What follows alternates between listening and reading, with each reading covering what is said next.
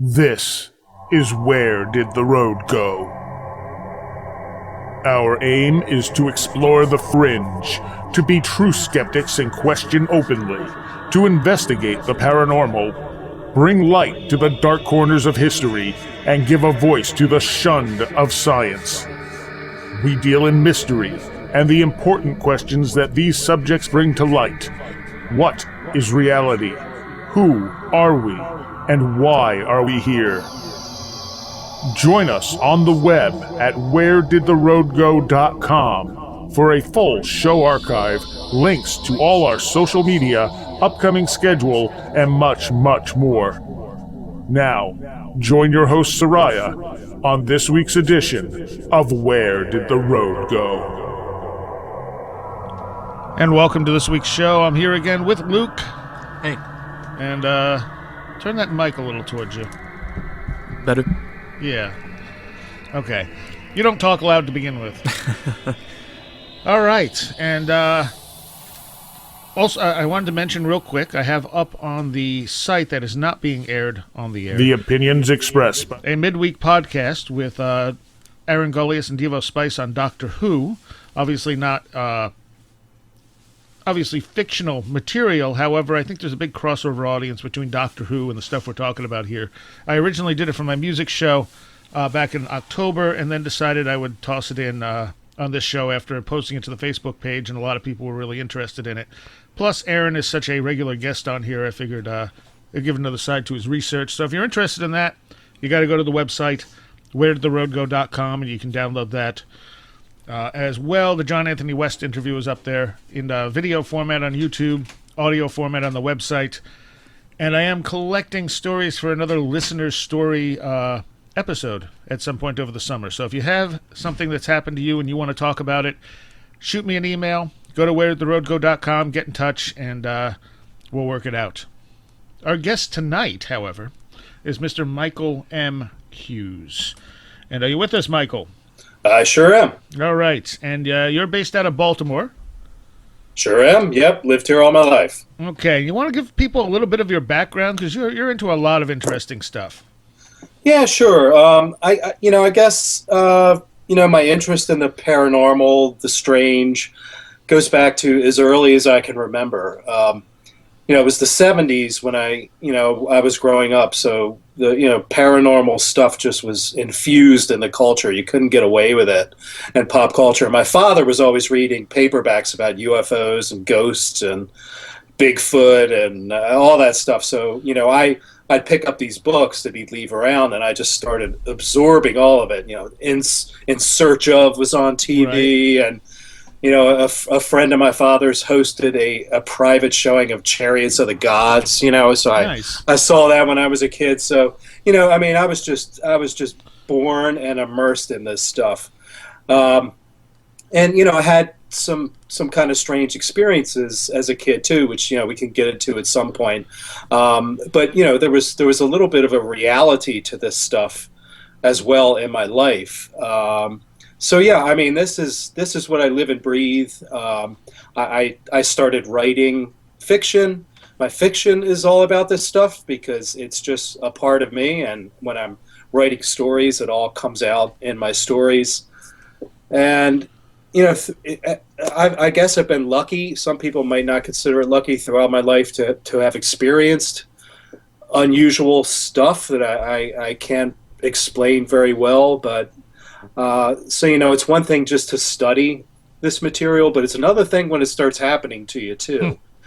So that's it. It's really the driving force in all of my writing and all of my studies. It's really just to try to understand what is behind a lot of these types of phenomena. Right. And why did you decide to write fiction instead of like research material?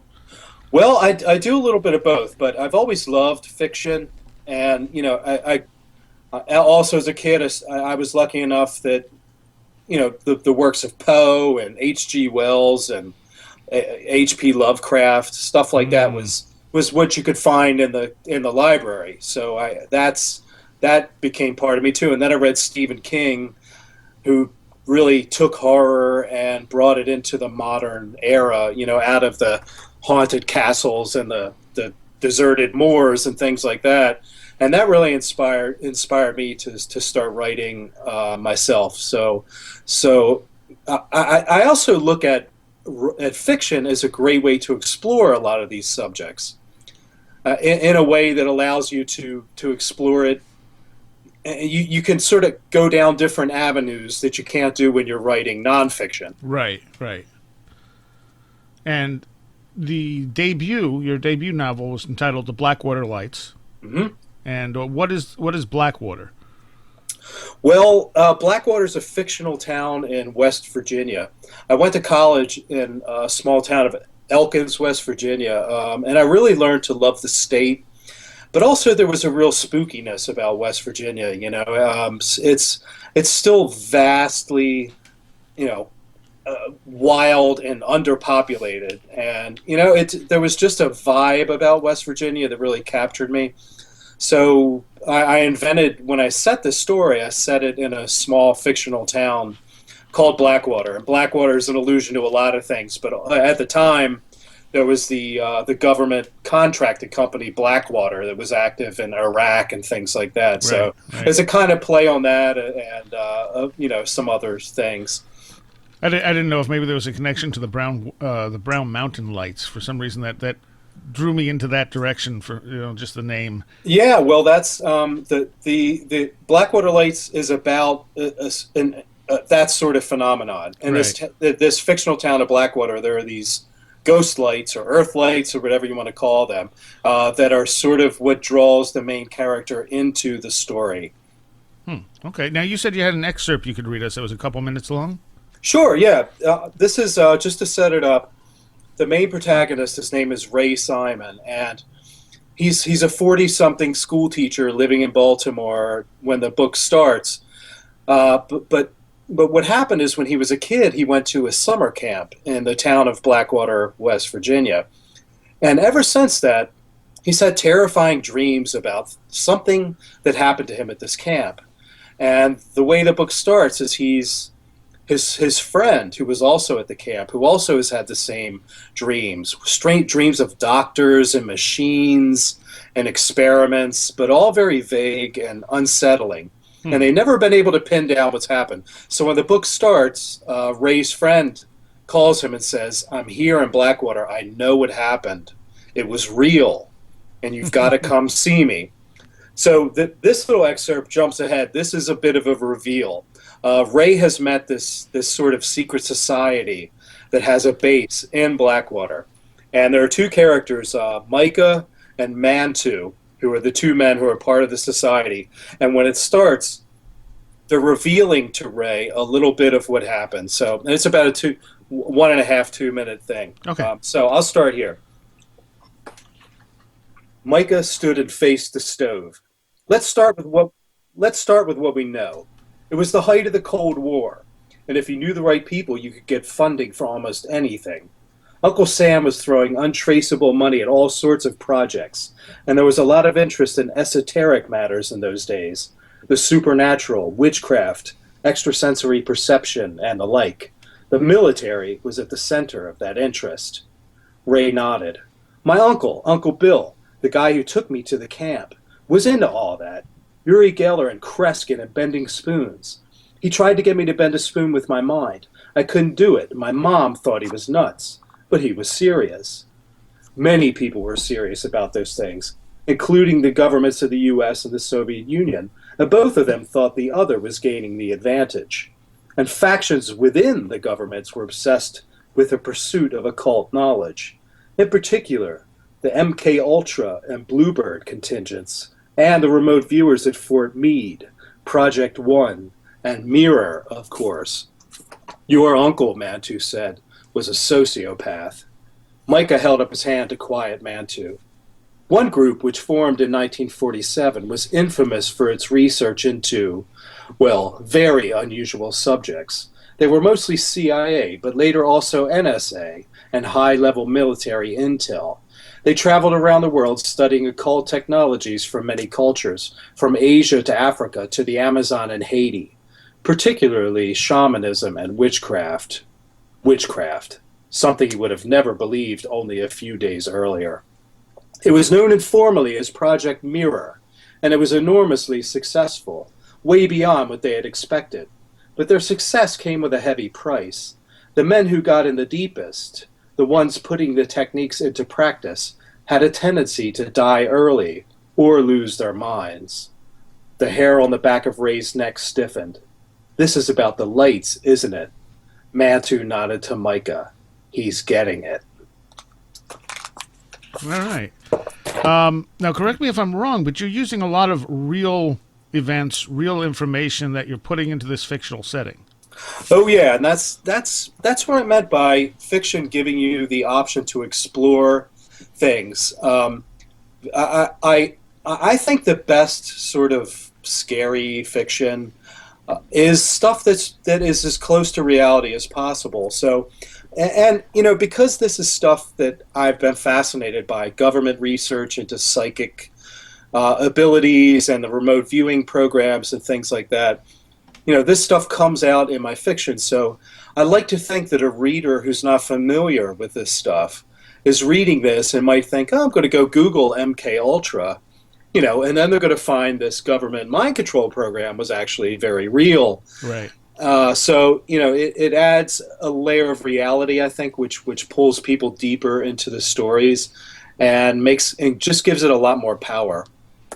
And I think it's interesting when you deal with things like MK Ultra, you see the horrible things that the government has done to its own citizens over the years, and yet there are people who, even if they know about this stuff, still think, well, that was then, they wouldn't do anything like that now. Right. I mean, I did a couple of articles on my blog when the Abu Ghraib stuff was coming out about what was going on in Iraq and some of these prisons that the government was running. And man, I mean, if you go back and look at what was happening there, they were doing mind control stuff. It's quite clear. I mean, the way I look at it is, some of these factions within the government probably thought this is our prime time to start working on this stuff again. And you look at some of the reports from people that were there, they talk about rooms with like candles and just some of these techniques, these things that they were doing to people. It's, I'm sure in 10, 15 years, things are going to come out that are just absolutely mind-boggling and rival the horrible things that were done in the MK Ultra program, the 50s, 60s, 70s. Yeah, and, we never know the stuff that doesn't come out either. Of course, yep. Now, this character in the books loosely based on you? Not really. Okay. Luckily I was never, subject to government mind control experiments, or at least I don't think I was. But he's really, the book really. What I tried to do was take all of these kind of esoteric and strange things that have fascinated me and to roll them into a story that I hope will be captivating, and at the same time people are enjoying the story and getting wrapped up in it. Is maybe it'll spark an interest into looking into some of this stuff. Right. Okay. What kind of experiences did you have as a kid? Well, the thing that really shakes me the most, and I still go back to, is I have very distinct memories from probably when I was 6, 7, 8 years old, around that age, of seeing lights in my bedroom. This would happen either while I was in my bedroom or when I was in the hallway of my parents' house. And the thing that I remember the most, and it's so vivid, for memories from that age to last so long, right, and to have been with me for so long, really says to me that there's something there. And one of the more distinct memories I remember is standing in the hallway. My parents were watching TV in the living room behind me, and I would look into my bedroom and see these lights floating, and then the whole bedroom would sort of start glowing. And I realized at this time it was this playmate, this invisible playmate that I had, and I would just be so overcome with fear, I would fall down, like paralyzed, and pass out or go unconscious or something. And when I would wake up, I remember getting up and my parents are just sitting in the living room as if nothing had happened, watching TV. And that always puzzled me. Like, here I am falling down in this hallway, overcome with fear and going unconscious. And when I come back to consciousness, it's like nothing happened as far as they were concerned. So these things happened a couple of times, and then so I was so terrified of my bedroom. Every night I would just be terrified. And one night in particular, I remember waking up at the bottom of my basement steps.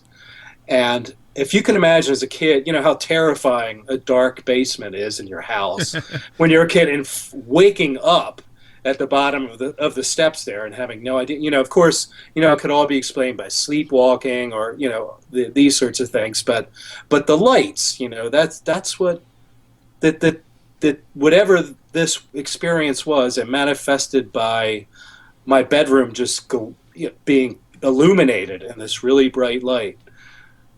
And that, when something like that happens and you can't shake it off as you grow older, I really think that was sort of pivotal in me spending so much time, trying to understand all these different variety of phenomena, that fall under the broad umbrella of the paranormal. Right, and I like the fact that you're not like trying to define what happened to you; you're just explaining what happened to you. Yeah, that's a big thing for me. I talk to a lot of people, and when I give talks about UFOs or other paranormal subjects, inevitably people come up and they want to tell you their stories. Mm-hmm.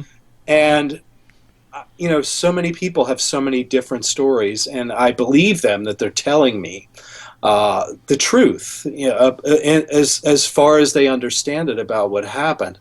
But I think, do you know Jerome Clark? Have you ever read any of his stuff? Yeah, he's a great writer, and he said to me once, and this has never left me. He said we can believe people when they tell us about their experiences. We don't have to believe their explanations. Yeah. And I found that to be a really solid thing to keep in mind, because one person will say, well, I met these beings and they are Pleiadians, and they're downloading wisdom into my head and things like that. That person believes that. Right. But they may have had an anomalous experience. They may have had a similar experience similar to someone else. Someone else would explain that experience differently. So I think it's key to focus on the experience itself and to sort of remain agnostic about explanations, because when you start to grab a hold of an explanation, especially with these weird experiences where we don't have a logical explanation we can grab onto, you can really get stuck in a rabbit hole or a reality tunnel, and then everything you start to build your reality around these explanations instead of letting the data lead you in that direction. Yeah. And this happens all the time. People get convinced, oh, these UFOs are gray aliens, but then when someone has a sighting and it doesn't fit the gray alien mold, then what do? It doesn't compute. They can't fit it into their ideology. And I think that's where a lot of paranormal investigators, a lot of writers go wrong, is that they start trying to funnel everything into their belief system without actually just letting the data lead them in the right direction. And you get people who have such intense experiences, and it seems like they've been told the truth. Maybe the beings that seem to have abducted them told them they were Pleiadians. Mm-hmm. So they have no reason not to believe that. Sure. So they just relay that information as if it's solid truth, not realizing that it was probably a mask. Sure, and that's my issue with channeled material. I know a lot of people are very sincere about believing that what these entities they're channeling or ascended masters and that sort of stuff. But the way I look at it is, hey, just because an entity doesn't have a physical form does not make it all-knowing and wise. I don't leave my front door of my house open and just let people come in and start, spouting wisdom at me. So why should I trust something just because I can't see it in a physical form? Why can't it be, a lying, trickster? Yeah. And the trickster is such an element of this stuff that I tend to be doubtful at first. I'm not going to accept something, and I think that's probably the safe and sane and reasonable way to address this stuff. The channeled material I've always been very hesitant on, or downright dismissive at one point. Mm-hmm. And the only channeled material that ever impressed me was Jane Roberts. Yeah, it's her material is fascinating, and it's so well developed. The whole philosophy and the cosmology behind it and everything. It's fascinating stuff. And I believe that channel material is wrapped up, in this wider sort of encapsulation of the paranormal. And it goes back to spiritualism and shamanism, and it really what it is it's a belief in spirits or entities or non-corporeal intelligences of some sort, which is really where most of my research is centered. So channeling is sort of part of it, but it's just, again, I'm not going to take something's word that is telling me the truth. Same with a vision someone might have under DMT, or a spiritualist bringing forth the spirit of a dead person, things like that. I'll listen. I'll acknowledge that maybe this is something speaking through the person, but I'm not necessarily going to buy into the explanation of what this thing is saying it is, or its message. Right. Now you're a mentalist. Yes. Now, do you want to explain to people a little what that is exactly? Yeah, mentalism is a branch of magic that simulates psychic phenomena. So spoon bending, mind reading, precognition, anything that falls under psychic abilities. But it's a magical way of creating this stuff. And it's different. I meet a lot of mentalists, and they're not like a lot of magicians are. A lot of magicians, particularly nowadays, sort of fancy themselves in the amazing Randy or the Penn and Teller debunker types. Right. They're out to mock and make fun of psychic research and things like that. And they're very much materialists, rationalists. And that's fine. That's not where I come from. But mentalists are usually different. And mentalists, I find, a lot of them they actually believe in psychic abilities, and sometimes it's because one of their tricks has gone wrong, and they have to do it for real on stage. I've talked to several who have said, I just said, I don't know, 7 of diamonds. And, sure enough, it was a 7 of diamonds, even though their trick had gone completely wrong. Wow. And I also think there's an element of when you fake something long enough that maybe you start to do it for real. And that's, I got into mentalism because I believed in psychic abilities. Like I said, I grew up and immersed in this stuff. And I found a book on mental magic in my local library, and I started trying this stuff out. And I was amazed at the power that it had. And I was hypnotizing people when I was, 9, 10, 11 years old, and it worked. And I'm thinking, holy crap, man. I mean, this is powerful stuff. And what mentalism also, it kind of, there's a really thin barrier between the trickery in mentalism and the real stuff.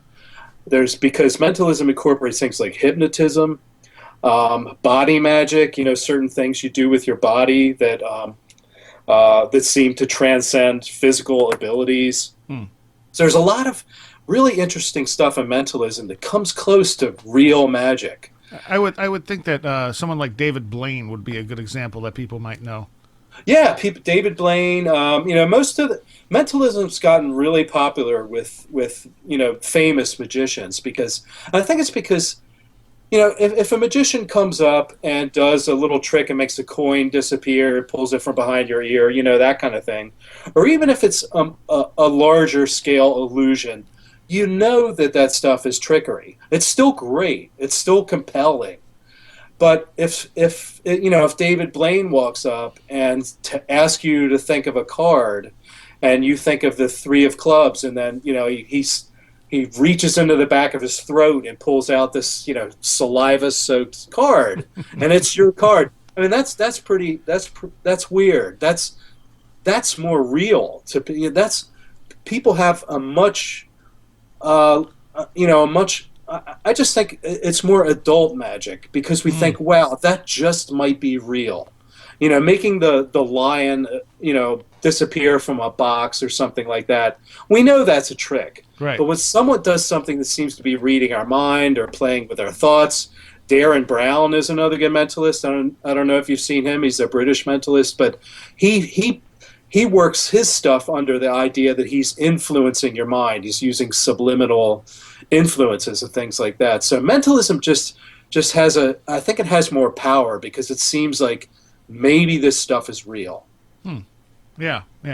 And now you've had an experience where people, even though you've told people right up front it's a trick, not everyone believes you.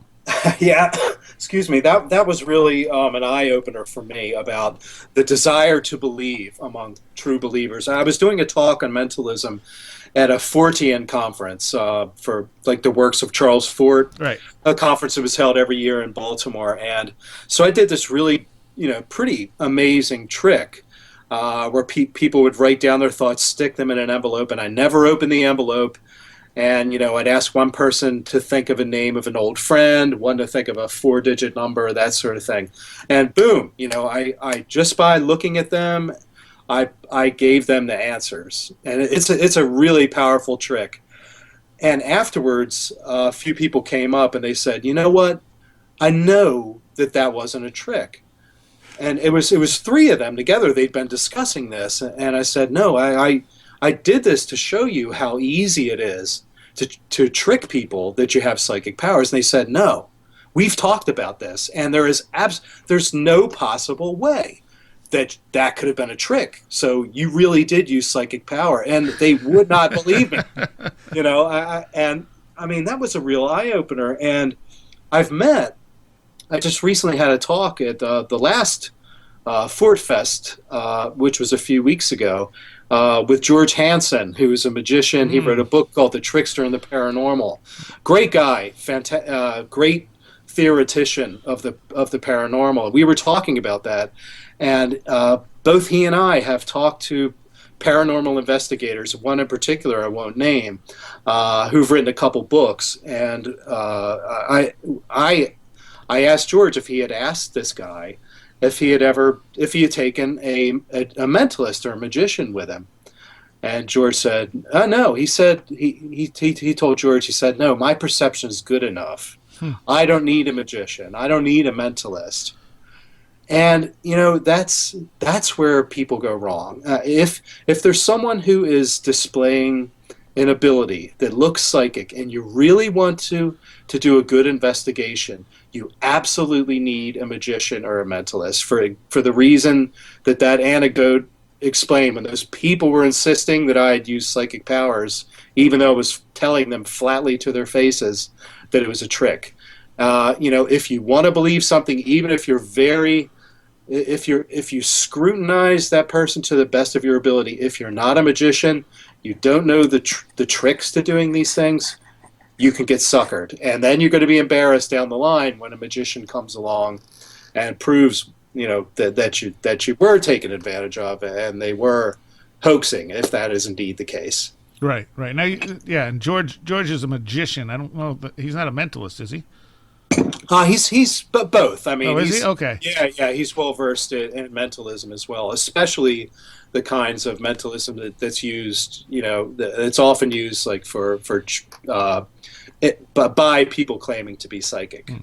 Yeah, I always feel his book Trickster and the Paranormal is a must read, but it's also a really hard read. It is a hard read. I mean, he gets into ontology and language and postmodern French philosophy and things like that.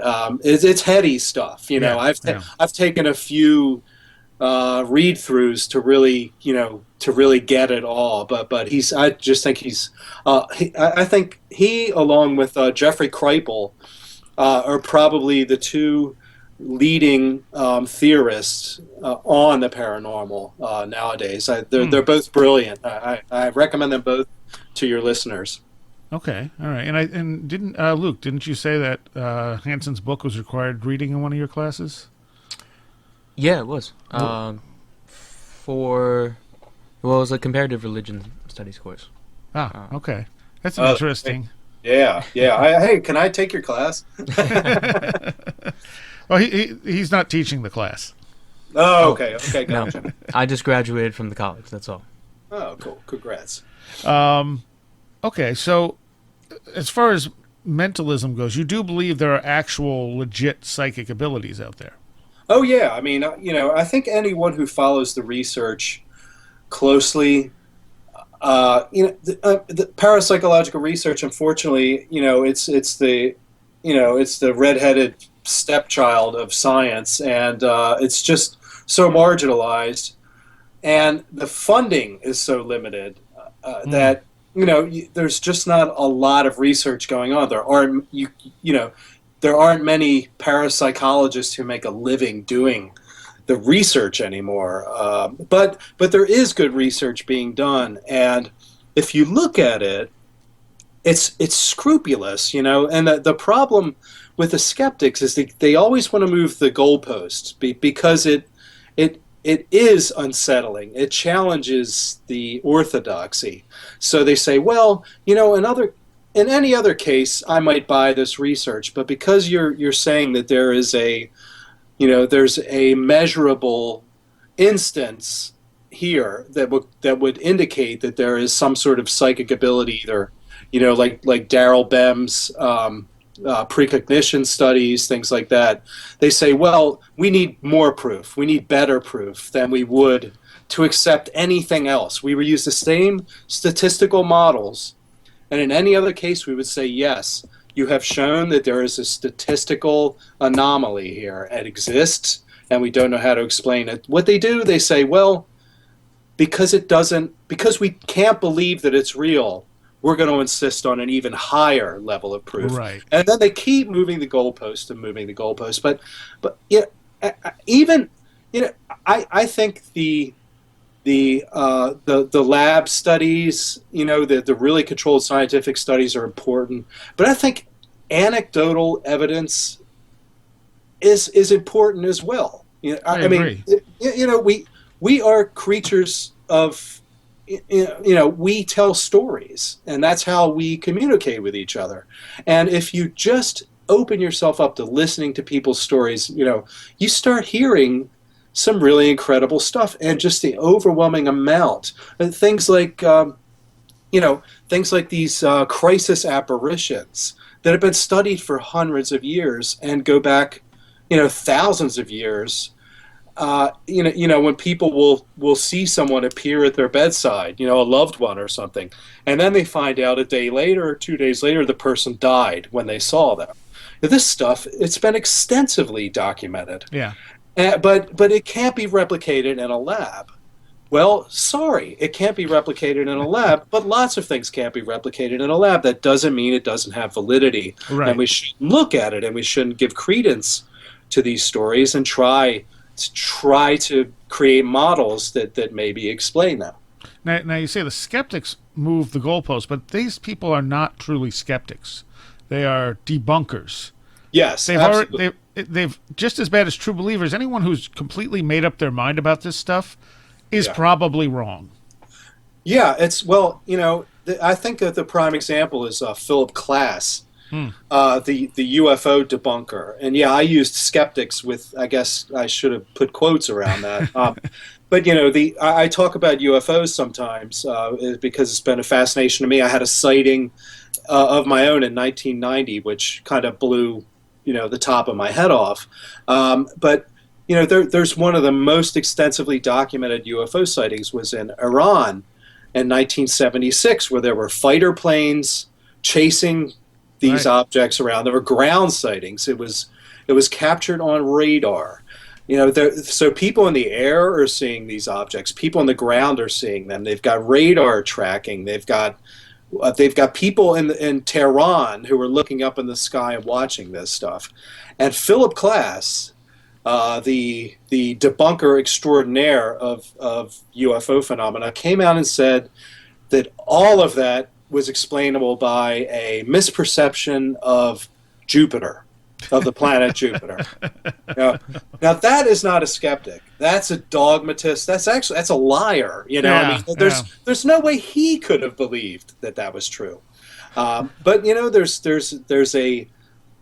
there's a strong there's just a huge brigade of people who have taken it upon themselves, especially now online, and they're just rabid debunkers, and they just want to shoot anything down that reeks to them of the horrifyingly banal word woo. If I never have to hear that word again, I will die happy. It's just as soon as someone starts talking about anything that stretches materialism or reductionism, instantly the anti-woo brigade comes out. It's ridiculous. I mean, it's completely unscientific, and it's sad because I've been attacked online. My website got taken down. I think probably by I don't know if it was, but I had just published something attacking Richard Dawkins when he was going off about Harry Potter or how pernicious fantasy literature could be, and I started getting all these comments on my blog, and then a DOS attack took it down. So who knows? Yeah. But these folks, I wouldn't put it past them. It's a crusade. It's a crusade against what they believe is irrationalism, but what is actually, the most, I think, the most important kind of research that's being done. It's boundary, it's envelope pushing research, and they don't like that. So they'll do anything to take it down. Do you want to tell people a little bit about your UFO sighting? Yeah, it's that sighting really was kind of the real basis of Blackwater Lights, and the sighting that the main character Ray has in the book is very much based on my sighting. I was in Ocean City, Maryland, which is a beach town, with my girlfriend at the time in 1990, and I'd been having dreams all weekend about UFOs, and there were all kinds of weird little synchronicities and things. It would take too long to get into, but it was lots of strange stuff happening that weekend. So the night we were leaving, we walked out to the beach, just the two of us, and we were all low. There was no one else on the beach. It was September 23rd, 1990, and it was a beautiful, clear sky. So because I'd been so kind of caught up in thinking about this stuff, I looked up at the sky, and this is where I lose a lot of people, but hey, it's a paranormal show, so I'm going to tell you what happened, and everyone can make up their minds. But I looked up in the sky, and I said mentally, inside my head, I looked up and I said, okay, if you're out there, now is the perfect time to show yourselves. And there was maybe 0.5% of me that thought something might actually happen, Sorry, my phone just went off. Oh, okay. With an Amber Alert or something in the background. Or either that or the MIBs are coming. So there was maybe a tiny percent of me that thought, hey, maybe something will happen. So a few minutes later, my girlfriend points up at the sky and she goes, "What are those?" and I followed where her finger was pointing, and there were two orange lights, and they were just sort of bobbing in place. And as soon as I looked at them, they shot across the sky. And I grew up near an airport, so I know what airplanes look like when they're flying. I know what helicopters look like. These things were propelled. They were going extremely fast, and they were doing crazy maneuvers. And at one point, they came together and sort of fused as one light and flew around a little bit like that. And then they broke up again. And the whole time I was just saying, "Oh my God, oh my God, oh my God," and my girlfriend saying, "Oh my God, oh my God, oh my God," and then they just at one point they just shot off. I mean, like lightning across the sky. So, it's one thing I think to see a light in the sky, or these weren't Chinese lanterns. This was long before I think people started setting those things up anyway. But these things were propelled. I mean, they were going fast. They weren't being blown about by the wind.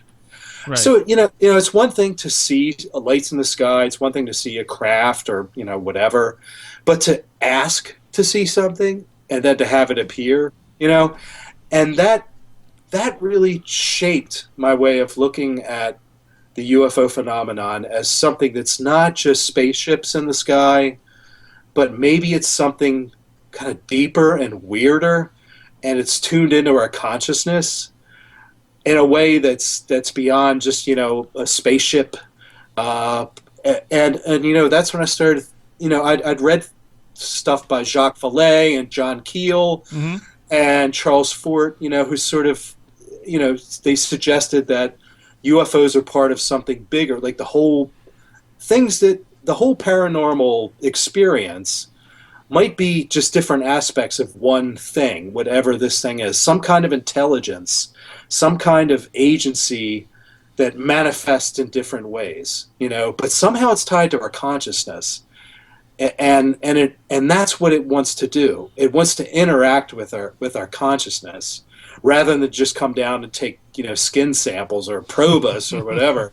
This stuff is working on a deeper level, I think, and that's when my research sort of detoured, and I started studying the entities seen by people when they take DMT or ayahuasca, the entities people talk about in practices of ritual magic or things like that. I mean, maybe there is a common denominator in this. I don't know, but that's what intrigues me the most. Well, I think there's definitely a connection between the altered states, occultism, and the UFO phenomena. Mm-hmm. Myself being involved in ceremonial magic at one point realized, as I'm reading Whitley Strieber's stuff, that, hey, I've had a lot of these experiences, but they weren't UFO related. Exactly. Yeah. I mean, if you can read stories, of ceremonial magicians and things, and the entities they encountered, and you weigh those against these entities people see when taking DMT or mm-hmm. ayahuasca, and you look at what the UFO experience too, and you're right. I mean, it all takes place in an altered state of consciousness. It doesn't happen in ordinary reality. Somehow, either our consciousness serves as a gate for these things, possibly, which I deal with in my fiction. Maybe that's how they get to us, through an altered state of consciousness that makes us more open, accessible to them, whatever they are. That's what I'm still trying to get at. What do they want? Sure, they like to play tricks on us. They like to tell us things. They like to tell us that they're higher beings and all that stuff. But what are they really? Are they? Do they come out of us somehow? Are they some other sort of being? Are they spirits? Are they demons? Are they ultra-terrestrials in Keel's term? Are they just figments of our minds? I think there's a good argument for all of these, but damn if it isn't interesting stuff. The other thing is it leaves traces in the ordinary world, and that's where it gets kind of hard to separate. You can say, well, it's all DMT until you get to those physical traces, and then you say, well, then what left the physical trace? Exactly. It's a phenomenon that works through our consciousness, but there's also undeniably a physical element. And I'll tell you the second weirdest thing that happened to me. I was taking melatonin. Are you familiar with melatonin? Yes. People take it to Yeah. sleep. Yep. It's an over-the-counter neurohormone.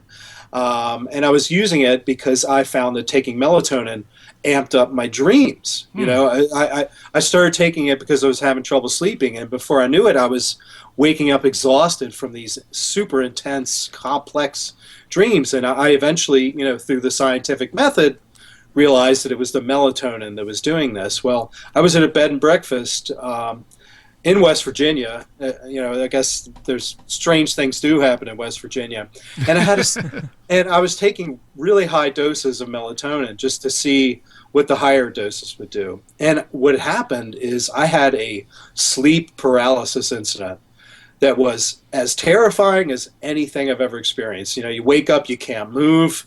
I thought I was dying. I was going to die of fear, and I was certain that there was this evil entity in my room. I couldn't see it, but I could feel it as easily as I could feel someone standing next to me. I mean, it was as real as anything I could possibly imagine.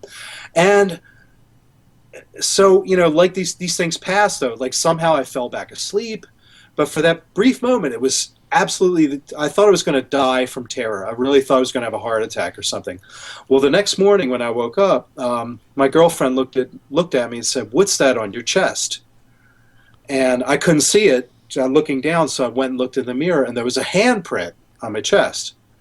So I thought, well, it's, I was sleeping on my hand or something like that. But this handprint, I couldn't fit my hand to it. And it was bigger than my hand. The fingers were longer, the hand was bigger. And then what really freaked me out, it had 6 fingers. This thing looked like it was painted on my chest. I mean, it was not like it was so bright red and vivid. It looked like it was paint. And unfortunately, this was before, everyone had a phone on their camera, and I didn't have a camera with me. And eventually it faded. But, you talk about leaving traces, I mean, I spent 10 minutes trying to fit my hand to this thing, and I couldn't do it, And also, I don't have 6 fingers. So what the hell was that? Did my body produce that somehow, or was it, a trace left by that, that sleep paralysis thing? I mean, so that's the kind of thing. Once something like that happens to you, it's hard to go back to prosaic explanations for this stuff. Yeah, absolutely. One of the things we've been doing a series on the history of UFOs, and one of the things we've said is that in the end, the only thing you can really say is this thing is alien, not necessarily extraterrestrial, but alien to us.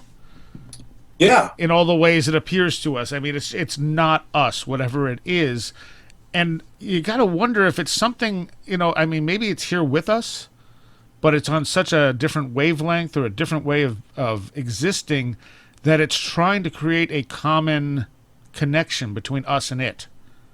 Yeah, I think there's definitely a desire. It has a desire to interact with us. It has a desire to show itself, but it also hides itself. It's paradoxical. And, I'm sure you're aware of the work of Jacques Vallée. It was really sort of a pioneer of looking back historically and seeing, the fairy stories and the analogies with the UFO phenomenon. And again, Jeffrey Kripal does a lot of that comparative study of this stuff too. It's I have to believe that it's been with us as long as we've been here, and it changes. Yes. What is it doing? Is it trying to open our minds to higher realities? Is it just messing with us? Is it feeding off of us? Does it get something from us from these exchanges? Is it good? Is it neutral? Is it bad? I think the jury is still out. And I think there are a lot of people who speculate things like the Black-Eyed Kids encounters are them feeding off our fear. Yeah, I mean, there's, clearly this stuff causes fear, and these experiences are fearful. Even when I just saw those lights in the sky, I was scared afterwards. I wanted to get the hell off the beach, because I thought, what's next? Is this a prelude to something? I'd read enough books that terrify me. And you read Whitley Strieber's stuff. I mean, the guy was suffering from post-traumatic stress disorder from what happened to him. So it's if they're benevolent, they sure are. They sure are doing a terrible job of bringing us enlightenment. So I think the jury's really out as to what what is the goal, if there is a goal, or if it's just, hey, let's mess with these humans and let's have some fun. Yeah, exactly. I mean, at the same time, people, when they deal like Strieber, as he dealt with the situation differently, it went from being fearful to being more positive. And John Mack's work showed the same thing. The people who approached it without that fear got something positive out of it. Yeah, I think it's how you process it. I'm very, Strieber in particular. I mean, I love the guy, I love his work, but he's gone back and forth so many times. Yeah. But they're demons, they're angels, they're this, they're that. I think he's probably still. I'm not sure if he's really made up his mind. And honestly, if something rapes you, even if it's doing it for some higher purpose, I have a hard time believing that's an act of love or of benevolence. Really. Right. Yeah, and if you look at the history, you talked about ceremonial magic. I've studied that extensively too, and if you look at it from that perspective, there are angels, there are demons, there are gradations. I mean, if there are non-corporeal or discarnate beings, maybe some are good, maybe some are just jerks. That's true. That's true. Yeah. And it could also be that they're all different depending. I mean, just like people are. Right. Some people are great people, except for that 10% of the time. Right. If aliens or ultra terrestrials come in my house, and why is that any different than like the earlier analogy, leaving my door open? People wander in my house. They might be nice people. They might make me a sandwich, or they might tie me up and do horrible things to me. I think we have to remain very much agnostic when we're dealing with this stuff. Yes, yeah, and again, I think anyone who's made up their mind that okay, so UFOs are this, they're gray aliens, they're here to experiment on us, or create a hybrid race or whatever. As soon as you make those assumptions and you view everything through those assumptions, you miss the whole picture. Yeah, it's the kiss of death. You wrap yourself, like Robert Anton Wilson called it reality tunnels, and as soon as you're in that reality tunnel, you're missing all sorts of other stuff that's outside of it, and it just gets tighter and tighter the further you go down the tunnel. So you have to remain agnostic and open-minded, or it's the kiss of death in this stuff in particular, because it is so nebulous and it's so easy to get lost, and it's so easy just to get pulled into. So I mean, you've seen lots of paranormal investigators go over the edge, and it's a hard thing to see, but it's dangerous. Magic, the paranormal is dangerous stuff, and the danger comes when you lose your objectivity and you lose your discernment. That's when things go bad. And you almost got to wonder if it preys on you more at that point too. I think so. Yeah, I mean the Golden Dawn magicians, back in the late 1800s. Yeah, right, the late 1800s, early 1900s. They talked about obsession. That's what happened when you'd get the spirits would take a hold of you, and that's an interesting way to look at it. But you look through cultures all through time, you get possessed, you get obsessed, and I think these things like that attention, and you don't want to get you don't want to be food for whatever it is that likes to siphon your energy. Fair enough. Do you have any questions for him? No, I mean, we're bringing up very interesting questions. I mean, does illusion become reality when people believe with enough conviction? what does it mean to have a healthy skepticism? Because, I mean, it's something that you need if you're going to study this area. You don't really want to fall down the rabbit hole you're trying to study, but it can be very hard to talk about, because, I mean, like, how can we talk about these experiences without using those scientific dualisms of good and evil, real, unreal, logical, illogical? It's hard. And people want answers, People want answers, so when you tell them there aren't any good answers, they don't like that. Right. We want answers. We want to know it's, gray aliens from Zeta Reticuli. We want to know that it's Uncle Jimmy talking to us through the spirit medium. We want to believe. The Mulder saying, but you can't believe if the data doesn't support it. That's why Charles Fort was such a pioneering. Yes. In intellect, as he said, you just collect the data, and then you just file it away. You don't have to believe this or believe that. You just let it pile up, and then you just build your idea from there. And it seems with UFOs in particular, it leads people a certain way, and then at the last minute, it gives you the opposite.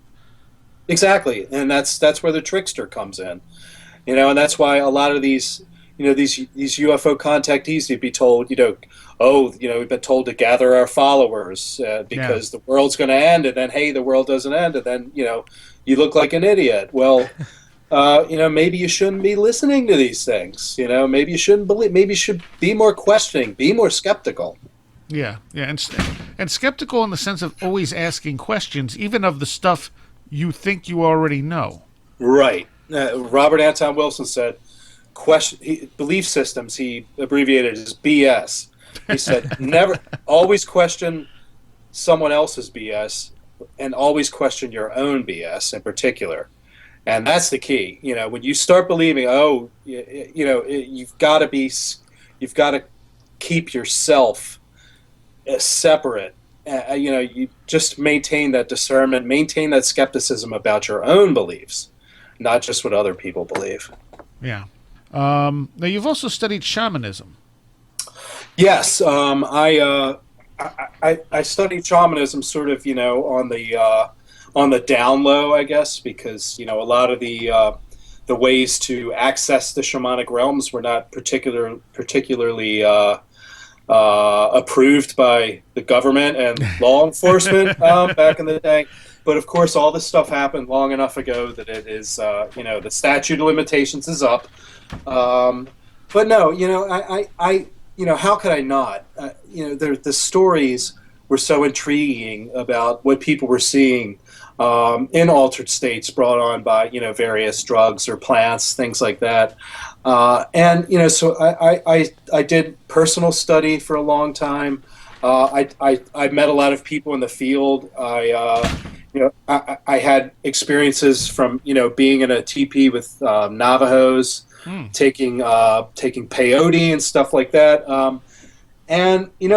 All what that did was also, it expanded that belief I talked about earlier, that whatever these intelligences, spirits, whatever they are, that they have different, there are different modes of accessing them. Shamanism is definitely one. It's probably the oldest way of, and all shamanism is about, really, cross-culturally across the world, is going into an altered state to communicate with spirits. Right. And the parallels, you dig into the parallels between shamanism, between UFO encounters, between spiritualism. It's all the same basic template. Just like you said, it's an altered state of consciousness that facilitates contact with spirits, entities, whatever you want to call it. It's all the same template. It's just different symbolism, different practices, but at its core, it's the same stuff. Now, you've used more than one substance to alter your consciousness, then? Yes, sure, certainly. I mean, I for a while I was exploring Salvia divinorum, which is illegal in most states. A DMT, ayahuasca, things like that. I mean, DMT is probably the most powerful means of contacting this other space, this other realm.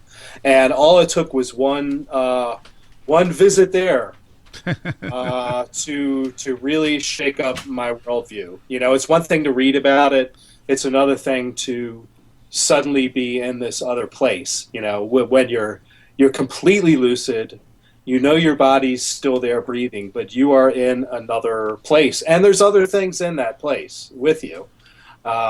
You know, that's a third eye opener, I guess I could say.